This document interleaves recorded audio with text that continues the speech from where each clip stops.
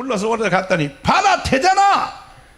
그런데 그때 77만 나왔는데 어떤 개자식이 기독당을 또 한 개 만들어 가지고 10만 표를 또 찢어 먹었어.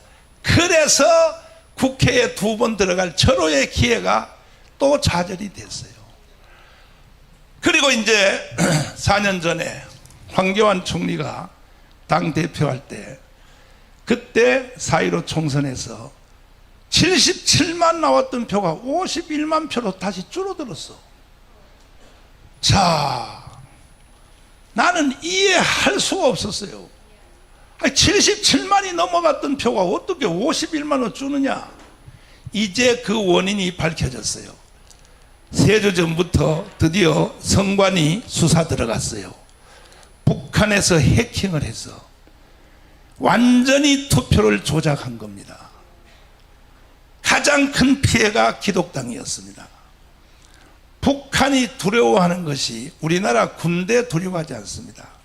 우리나라 군대 안 두려워해요. 핵무기까지 가졌는데. 북한이 두려워하는 것이 가장 두려운 것이 뭐냐? 한국에 있는 기독교입니다. 기독교. 기독교를 제일 두려워합니다. 그 다음에 기독교를 두려워하는데 기독교가 콩가루 집안이야. 다 교단이 380개예요. 우리나라 교단이 380개. 그러니까 기독교가 무섭기는 무서운데 이것들이 지들끼리 노회별로 시차례별로 총회별로 싸우니까 북한이 웃고 있는 거지. 근데 김정은 최영기가 나타나서 정광훈 장경동한테 명령 내려서 기독당을 만들어서 넣어라. 이거 북한이 다 알고 있어요. 북한이 제일 두려워한 게 뭔지 압니까? 국회에 기독당 2명이라도 들어갈까봐. 이걸 제일 두려워합니다, 북한이. 그래서 북한에서 이걸 저지하려고 별 8광을 다 뜨는데 이제는 이 기독당 표가 몇 표로 늘어났냐. 그때 77만을 할 때는 투표 한번 해봅시다. 그때 77만 먼저 4.15 총선 말고 그 앞에 선거에서 기독당 찍은 사람 손 들어보세요. 자, 하나 둘 셋 넷 다섯 여섯 한 수명밖에 안 손 내려봐요. 안 찍은 놈들은 왜 안 찍었습니까? 내가 순복음이니까 말을 좀 더 높인다 그랬죠. 내가 놈이라 그랬어요. 왜? 조용기 명령인데 왜 안 찍었냐 이걸 묻는 겁니다. 지금 왜 안 찍었는지 한번 대답하면 왜 안 찍었어? 내가 대답해 드릴게. 기독당이 있는지도 몰랐습니다. 그러면 그 책임은 누가 져야 되냐? 장경동 정광훈을 십자가에 못 박아야지. 내가 더 열심히 홍보를 못했기 때문에 순복음 목사를 또 안 찍었다고 나왔는 거예요. 순복음 목사를 또. 그러나 먼저 번 선거입니다. 4.15 총선. 그때 기독자유통일당, 그때는 기독자유통일당 77만에서 51만 표로 떨어졌을 때 그때는 찍은 사람 손 들어보세요. 배는 더 많잖아요. 보세요. 배는. 그런데 개표를 해보니까 오히려 절반으로 줄어들었어. 그래서 북한이 해킹했다는 거야. 저거요, 선관위 대법원 판사들 출신들 저것들 다 깜빵 집어넣어야 돼. 100% 깜빵 집어넣어야 되지, 자식들. 자, 그러면 지금은 몇 표로 넣냐? 최소한 그때는 내가 이것을 하기 전이야. 강화문 운동 하기 전이었습니다. 강화문 운동 하기 전인데 지금은 강화문 운동을 했기 때문에 5년을 했기 때문에 최소한 300만 표 이상은 늘어나 있습니다. 내가 이번에 이것도 현실적으로 확인 한번 해봅시다. 다음에 내년 4월 10일인데 4월 10일 때 되면은 이제 기독자를 빼버렸어. 왜? 김중원 목사님이 나한테 한나라 가시기 전에 유언을 했어요. 전 목사, 꼭 교회의 힘으로만 안 될 때는 불교하고도 합치라. 일단은 종교당이 들어가야 된다. 들어가야 전 세계가 다 무너졌어. 이슬람한테 졌다는 거야. 일단 불교도 이용해야 되니까. 그 다음에 천주교하고도 뜻을 같이 한 사람을 연대하라. 그리고 일본의 공명당 얘기를 해줬어요. 나는요 김중곤 목사님한테 2년을 불려갔어요. 2년 일주일에 하루씩 2년을 불려가서 공부를 했어요. 공명당 얘기를 했어요. 일본에 가면요 공명당이라고 하는 정당이 있어요. 들어봤어요? 이게 일반 정당이 아니라 종교당입니다. 남녀 혼합교라고 들어봤죠? 그 종교가 만든 종교당이 바로 일본의 공명당입니다. 공명당. 이 공명당이 숫자는 많지 않아도 거대한 자민당을 끌고 다녀요. 자민당을 끌고 다녀요. 코를 끼워가지고 끌고 다녀요. 이 이야기를 김중곤 목사님 나한테 가르친 거야. 그리고 이승만 대통령이 건국하러 들어올 때도 이승만의 지지 세력은 18%밖에 안 됐어요. 남로당의 지지율이 얼마냐? 78%야. 그러니까 도저히 이길 수가 없으니까 이승만 대통령도 일단 불교하고 연대를 했어요. 잘 들으세요. 일단은 불교하고 연대했어요. 해놓고 정권을 잡은 뒤에 모든 대한민국의 군목제도, 경목제도, 그 다음에 또 원목, 병원의 원목제도, 이 모든 것은 다 기독교 중심으로 만든 거예요. 싸움은 이렇게 하는 거예요. 이승만처럼 해야 되는 거예요. 이걸 김중곤은 다 알고 있는 거야. 그래서 종교하고 같이 다 연대하라는 거야. 그것도 부족하면 군대 세력들이 주로 우파다. 그러니까 육사, 해사, 삼사 출신들 이 사람들하고 연대를 해서라도 손가락 걸자 그래. 돌아가시기 전에 연대에서 계실 때 마지막 임종하기 얼마 전이요. 내가 하늘나라 먼저 간다. 가는데 전 목사도 언젠가는 천국에 올 것이다. 천국 오면 내가 제일 먼저 물어볼 말이 하나 있어. 뭐냐?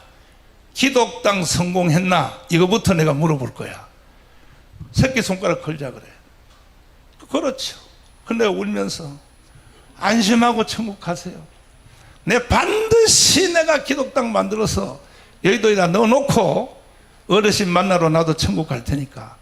그래서 나도 울고 어르신도 울었어요. 마지막 작별 인사였었어요. 그러나 나는 장례식도 못 갔습니다. 왜? 한국 교회가 보면요 실제 일하는 것은 정강훈 장로노이가 다 하는데 뭐 국가 행사 뭐 있다 하면요 전부 김장한 어른이요. 김장한 어른한테 내가 쓴소리 한번 하겠습니다. 내가 하루는 김삼만 목사님을 찾아갔습니다. 찾아가서 어르신 한경직 목사님이 국가의 멘토를 할 때는 천하의 이승만도 박정희도 청와대로 전화 한 통 하면 끝입니다. 한경직이가 전화 한 통 하면 끝나는 겁니다. 그 다음에 한경직 목사님이 한나라 가신 후에도 김수환 추기경이 이 국가에 대해서 멘토로 있을 때만 해도 경제가 1년에 7%씩 성장했습니다. 그 기독교 종교 지도자 멘토가 없어지니까 그 자리를 차지하려고 경쟁 붙은 사람이 누구냐? 김장한 어른이었어요. 차지했어요. 김장한 목사님은요 김대중이 대통령 되면요 김대중한테 붙어가지고 또 같은 비행기 타고 외국에 돌아다니고 노무현이 되면 노무현 또 비행기 타고 또 해서 자기가 기독교 최고의 대표되거든요. 문제는 뭐냐? 김장한과 한경직의 차이가 뭐냐? 한경직은요 북한에서 태어났습니다. 잘 들으세요. 한경직 없는 대한민국은 없는 겁니다. 한경직은 북한에서 태어났는데 신사참배했어요. 왜? 95%가 했으니까. 95%가 신사참배했다니까요. 그러니까 한경직은 젊은 목사로서 어른들이 다 하니까 안 할 수 없어서 했단 말이야. 하고 나니까 새벽마다 새벽 기도할 때 통곡하며 울었다 그래요. 하나님, 내가 우상 숭배를 했습니다. 돌아가실 때까지 그거 회개했다 그래요. 그런데 해방 후에 김일성이가 북한을 먹으려고 딱 들어오니까 거기에 누가 앞장섰느냐? 김일성 외삼촌 강양욱 목사를 앞세워서 최고의 붕사 김익두 들어봤어요? 그분은 말라빠진 붕사가 아니에요. 사경이 하는 붕사가 아니에요. 신령한 붕사입니다. 기도하면 안전뱅이가 벌떡벌떡 다 일어났습니다. 그런데 이 최고의 붕사 김익두가 강양호한테 속아서 김일성의 손을 잡고 북한 전역을 다니며 하나님이 보내주신 위대한 지도자라고 이렇게 돌아다녔어요. 속았죠. 완전히 속았죠. 이걸 보고 한경직 목사가 나는 2번 신사참배를 할 수 없다. 어떻게 공산주의 김일성을 찬성하느냐. 그래서 김일성하고 붙어 싸우려고 한경직 목사님이 최초로 정당을 만들었어요. 이건 세상과 교회를 합해서 한국에서 최초에 만든, 해방 후에 만든 이 정당입니다. 기독교 민주당을 만들었어요. 김하식 목사하고 만들어서 싸우려고, 김일성하고 싸우려고 하다가 조만식 장로님이 찾아와서 목사님 절대 김일성 못 이깁니다. 순교당합니다. 일단 기회를 보기 위하여 남한으로 내려갔어요. 성도들 데리고 내려가시면 나도 사무실 정리해놓고 뒤따라 가겠습니다. 결국은 조만식 장로님은 못 내려왔어요. 결국 북한에서 순교당했어요. 내려와 보니까 김일성을 피하여 내려왔더니 남한에 오니까 남한에는 누가 있느냐? 박헌영이라고 하는 이 개자식이, 이게 국민의 78%를 틀어지고 있는 거야. 그러면 어디로 갈까? 제주도로 갈까? 제주도는 김달산 이덕구가 제주도를 또 틀어지고 있는 거야. 하와이로 갈까? 야, 인간으로 태어나서 목사가 지 혼자 살려고 미국으로 도망가서 되겠냐?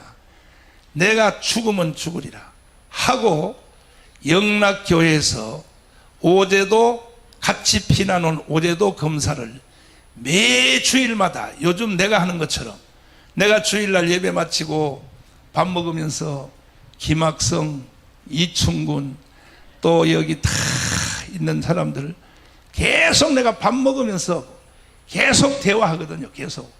그래서 이제 이분들이요 굉장히 지금요 애국자가 됐고 완전히 지금 대한민국에 딱 섰습니다. 내가 지금 하는 것처럼 한경직 목사님이 계속 오제도를 양육하는 거예요. 박헌영 저놈을 잡으라고. 박헌영 저놈을 안 잡으면 대한민국 희망이 없다. 그래서 오제도가 박헌영을 미행을 해서 추적하다가 정판사 사건을 잡아냈습니다. 요즘 말로 조폐공사야.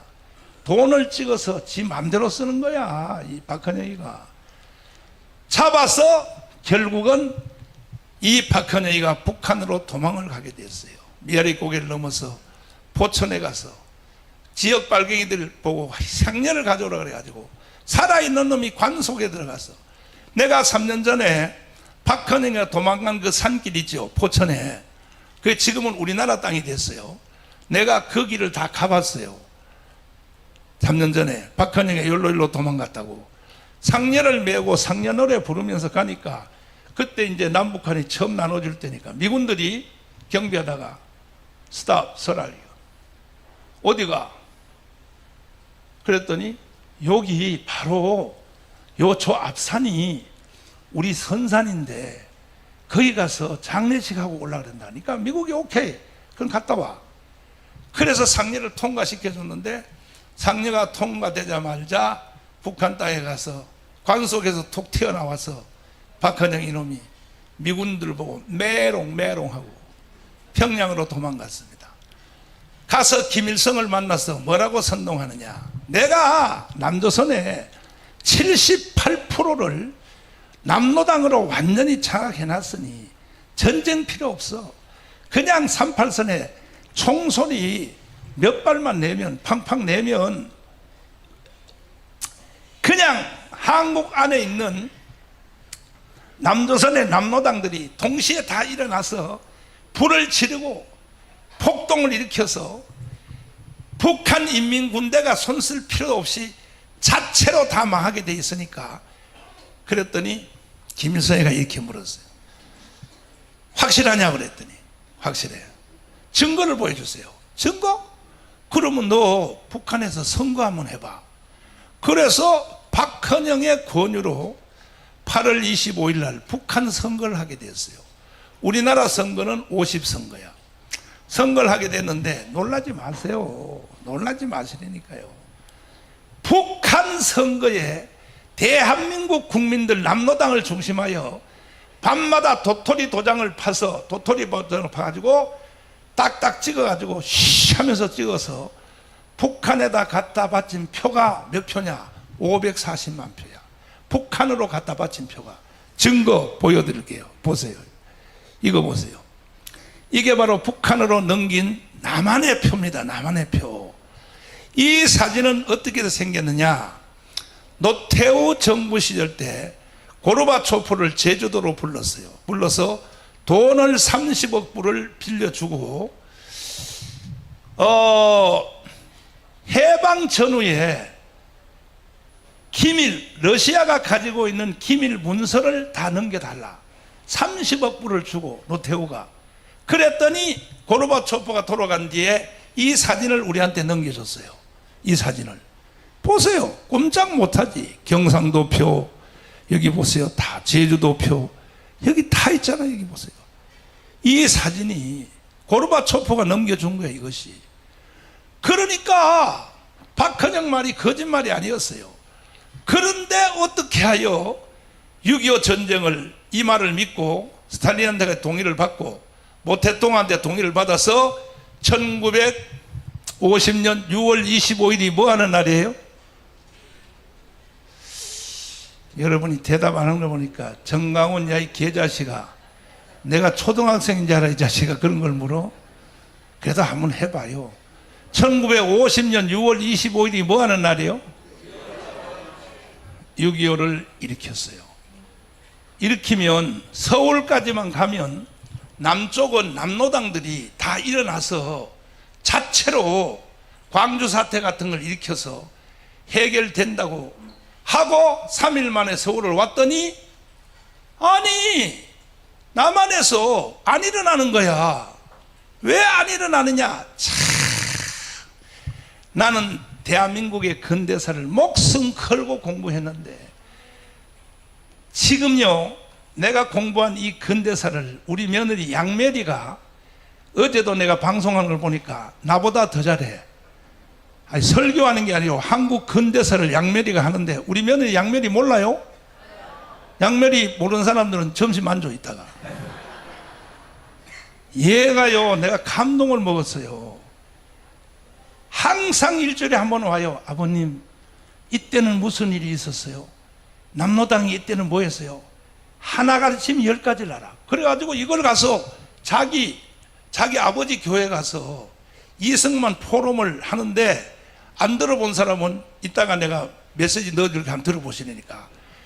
나는 대한민국의 모든 목사님들이 양메리 같이 역사를 강의만 한다면 나는 오늘 죽어도 소원이 없어. 여러분 역사 빵점이라니까. 멍청하다니까요. 어? 정강훈 아무리 그래도 그렇지 이 새끼야 말을 이렇게 그렇게 하냐. 그래 순복음은 내가 말을 막 할 수밖에 없어. 왜? 당신들은 조용기의 말을 거역했기 때문에 원죄를 가지고 있는 사람들이야. 그 원죄를 용서받기 위해서는 오늘 강의를 잘 들으셔야 돼. 아멘. 아멘. 그러면 그렇게 78%를 남로당으로 점령해 놓고 이것을 확인까지 해서 투표 용지까지 보여줬고 김일성 앞에 봐. 자, 남한에서 올라온 표가 봐. 이 표야. 보여줬는데 6.25를 일으켜서 3일 만에 서울을 왔더니 남한에서 무력 붕괴가 안 일어나는 거야. 왜 안 일어났냐? 모든 하나님의 이 역사의 숨길에 대한민국이 오늘까지 유지되는 데는 결정적인 순간에 주님의 손이 나타나요. 할렐루야. 어디서 박수를 쳐? 그쪽에도 박수 치는구나. 나는 그쪽 동네가 있는지도 몰랐어. 아유 감사해요. 오늘은 또 여자 목사들이 많이 와서 순복음이 나서 사실 희망은 여자들한테 있습니다. 여기 봉알찬 목사님들한테는 소망 없어. 소망 없어. 여자들한테 희망이 있대. 그래가지고 왜 그러면 남로당의 무력 봉기가 제주도 4.3 사건, 1946년도에 대구의 10월 폭동, 전라도에 있었던 27 폭동, 이 사건이 왜 안 일어났느냐? 참 기상천외해. 박헌영이가 이 한국에 있는 남로당의 대표한테 암호 문자로 지령을 내렸어. 6월 25일 날 내려가니 전국에 있는 남로당들은 다 일어나서 볏집에다가 불을 지르고 초가집에다 불을 질러서 무력 봉기를 일으켜라 지시를 했는데, 그 지시를 받은 남로당의 암호 해독병이 이승만 편으로 전향을 해버렸어. 박수!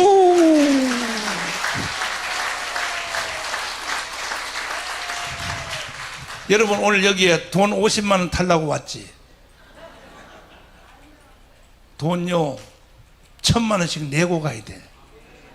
이런 강의는 여러분이 돈 주고도 못 들어. 아니, 그래 안 그래요?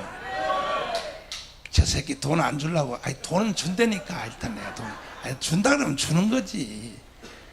그래서 이승만 편으로 암호 해독병이 전향을 해서 거꾸로 남로당한테 암호를 내려서 뭐 아무 일도 없으니 조용히 기다리라.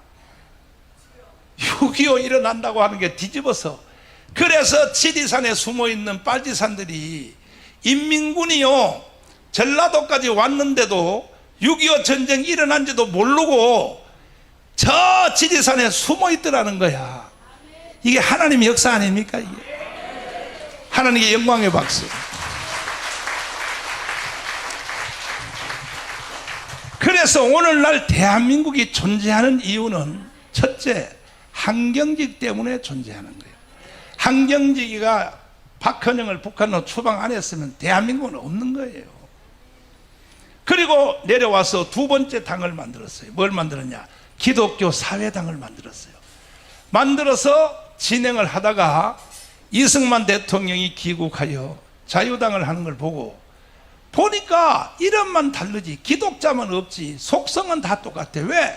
이승만의 모든 정치 이념은 자유민주주의, 자유시장경제, 한미동맹, 뒤에 기독교 입국론. 그러니까 기독당을 따로 가지고 있을 필요가 없다 해서 해체하고 이승만한테 갖다 바쳐서 기독당이 없어진 거예요. 아쉬운 것은 그때 한경희 목사님이 없애지 말고 단 10명 정도 국회의원이라도 기독당을 지금까지 유지시켰으면 첫째, 내가 깜빵을 3번 안 갈 수 있었어요. 내가 이 고생을 안 해도 될 텐데 한경희 목사님 기독당 해체하고 이승만한테 갖다 바쳐서, 그러면 지금 세상 정당인 이승만 때 자유당, 그 다음에 박정희 때 공화당, 그 다음에 또 전두환 때 민정당, 그 다음에 자유한국당, 무슨 당, 지금은 국민의힘 정당이 기독당 역할을 해야 돼, 안 해야 돼요? 아니, 다시 대답을 해야 돼, 안 해야 돼? 근데 그 새끼들이 지금 해요, 안 해요? 이 개자식들 말이야. 그래서 대한민국이 지금 망하기 직전에 와 있는 거야. 그 후에 3대 대통령 보세요. 이 문재인, 그 다음에 김대중, 노무현 3대 좌파 대통령을 통하여 대한민국을 해체하고 북한으로 넘기려고 그러는 거야. 연방제로 넘기려고 그러는 거야. 아니, 대한민국 해체하고 연방제로 넘기면 돼야 안 돼요? 그 북한에 지금 교회가 있어 없어요? 그런데도 소강석 같은 이런 놈은요 지금 그쪽 편에 서가지고 내가 2019년 6월 7일 날 새벽 2시에 기도하는데, 여기는 순복음이니까 내가 아주 세게 말해도 돼. 성령의 음성을 들었어요. 이게 여러분의 전공 과목 아니야. 성령의 음성을 못 듣는 사람이 순복음 목사하면 되겠어? 네? 성령의 음성을 들었어요. 뭐라고? 대한민국 망한다. 짧게 말했어요. 대한민국 망한다. 그래서 나는 여러분들처럼 덜 신령해가지고, 여러분은 신령하지만 나는 항상 성령의 충동을 받으면 현실라 확인을 해봐. 현실 확인. 이게 맞나 안 맞나? 여러분들은 뭐 성령의 음성을 또렷하게 들으니까 바로 하겠지. 나는요, 장로교 목사라서 현실하고 맞나 안 맞나를 조사를 해봐. 했더니 7개 전문 분야, 이충문 박사님 국제정치학, 그 다음에 무슨 뭐 최고의 전문가 이재호 장관 다 물어봤더니 내가 기도하다 받은 느낌이 맞냐니까 맞다는 거예요. 대한민국 망한다 이거예요. 그 중에 최고의 최강 장관님, 우리나라의 경제 대통령이라고 하는 최강 장관님이 나한테 말하기를 100% 망합니다. 대한민국은. 왜? 소득 주도 경제 성장은 이거는 베네수엘라로 가자는 말입니다. 베네수엘라로. 문재인이 소득 주도 경제 성장을 들고 나왔는데 100% 망한다는 거예요. 그래서 내가 2019년 6월 8일 날 내가 시국 선언문을 발표하게 됐어요. 한기총 대표회장으로서. 한기총 대표회장도 사실 이건 내가 한 것이 아니야. 하루는 조용기 목사님 어른이 오라 그래. 갔더니 나보고 종로 5가 한기총 대표회장으로 들어가라 그래. 조용기 목사님이. 그래서 내가 어르신, 나는 어르신이 시킨 기독당 하는 거 가지고도 내가 빤스 목사, 사리마다 목사 5만 욕 다 먹는데 내가 한기총 대표회장을 왜 합니까? 아, 난 안 합니다. 그랬더니 하라면 해. 정광훈이가 종로 5가에 들어가기 전에는 종로 5가 문제 해결 안 돼. 그래서 뭐 대답도 할 수도 없고, 예 알았습니다 하고 돌아왔더니 그 다음날 이영훈 목사가 전화가 왔어. 빨리 여의도로 좀 오라. 갔더니 나보고 한기총 대표회장을 하라는 거야. 어르신의 지시라는 거야. 그래서 내가 안 해! 날만 시켜먹고 난리야.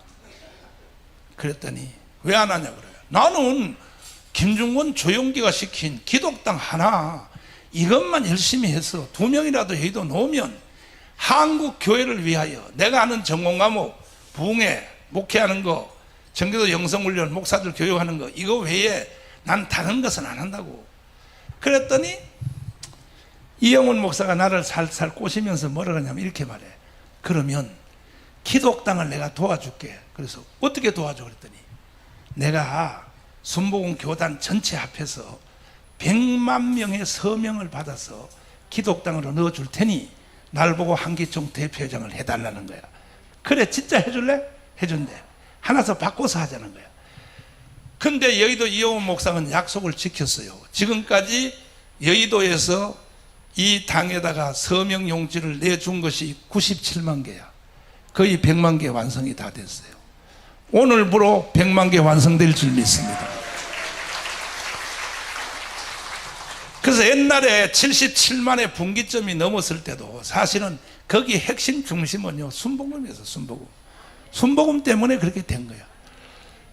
그래서 내가 대표회장으로 들어갔는데 한기총 들어갔더니 한기총에 나보다 앞에 한 선배분들이 하는 말이 길자의 이영규, 지독, 이광선 뭐 이분들이 하는 말이 전 목사가 애국운동을 열심히 하는데 그렇게 해서 안 되고 한기총 대표회장의 옷을 입고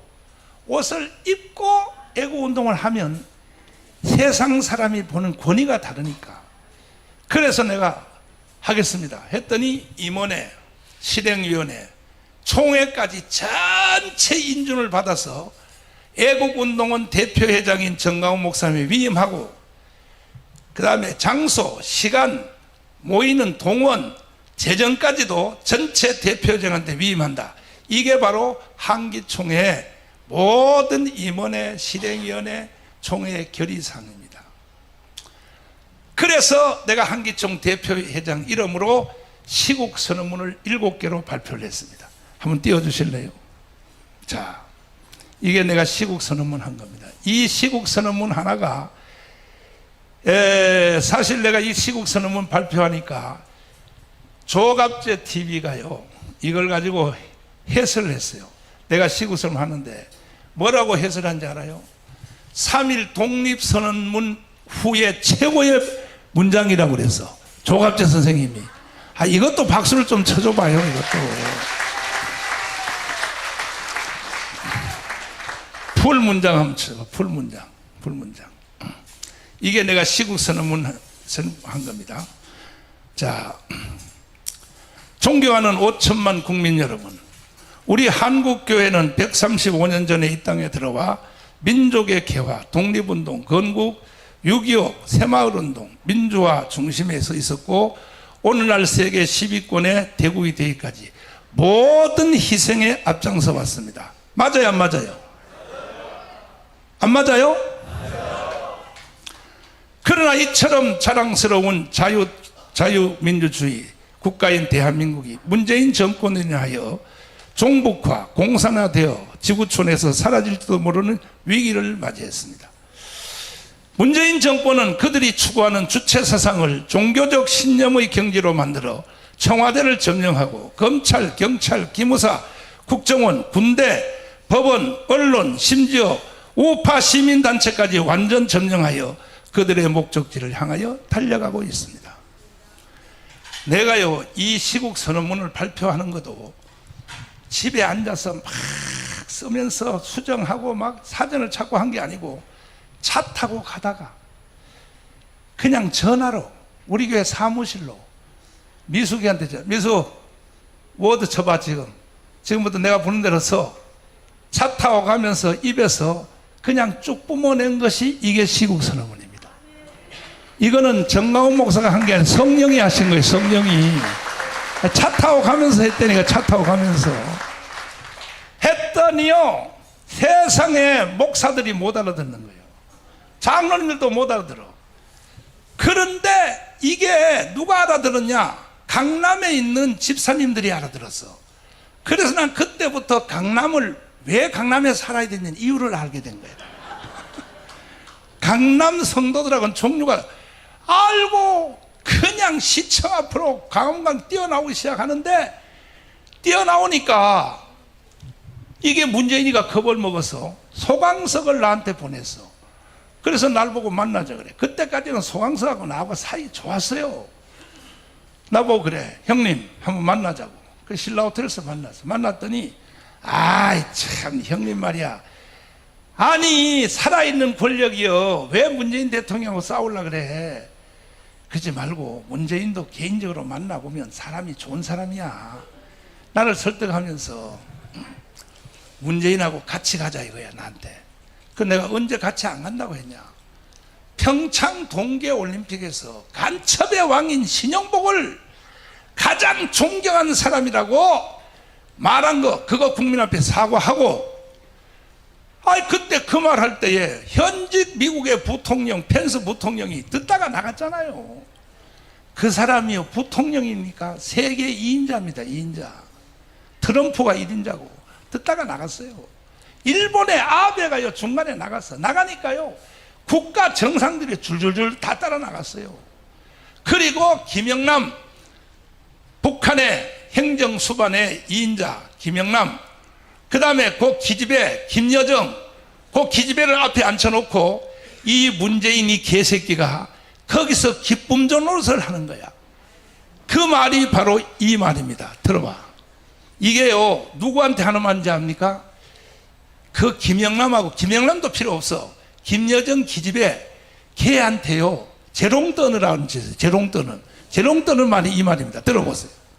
제가 존경하는 한국의 사상가 신영복 선생은 쓰다. 이 새끼를 어떻게 해야 돼요?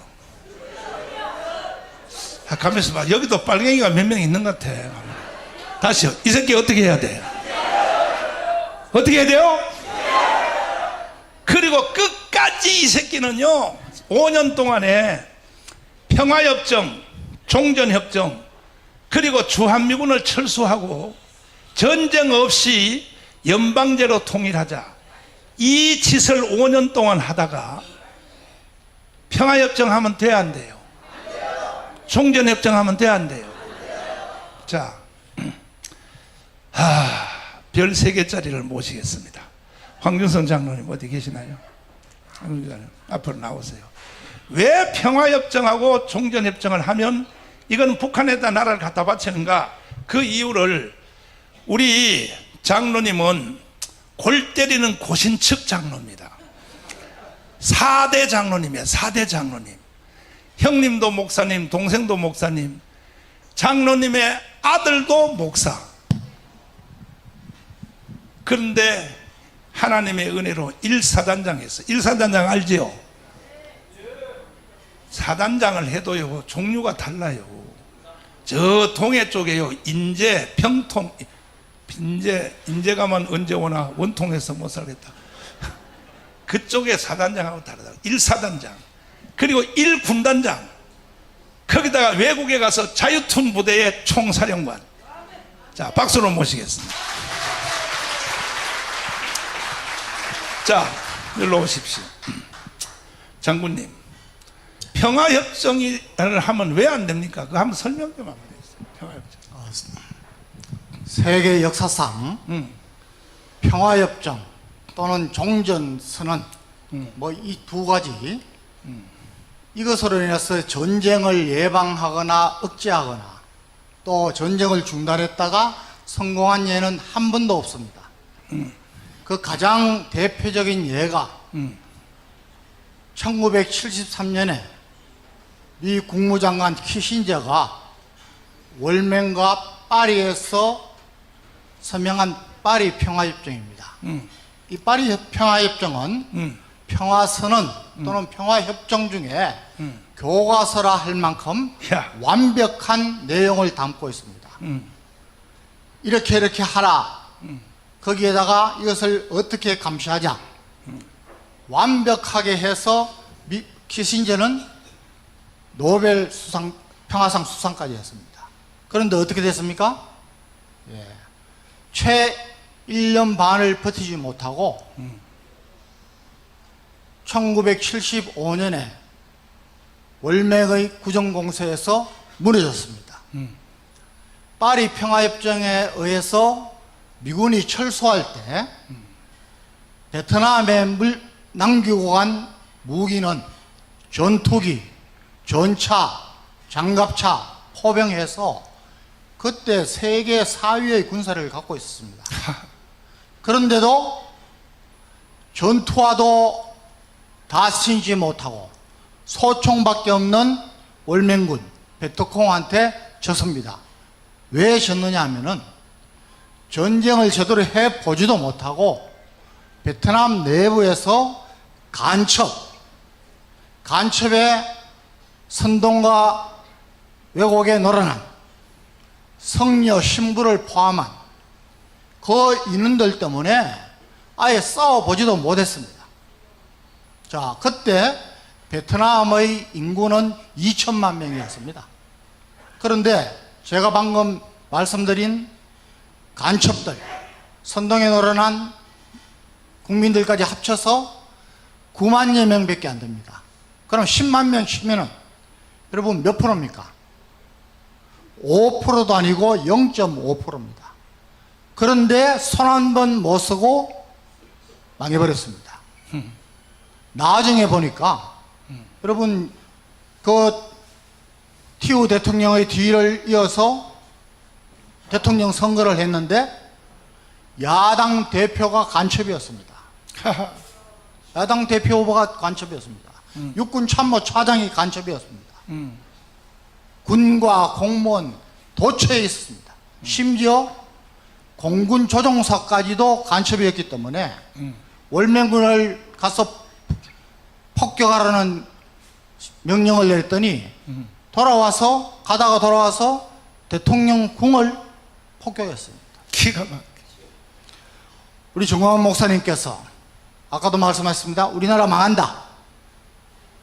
또 지금 정치인들이, 한국의 정치 지도자들이 해야 할 일을 이대로 가면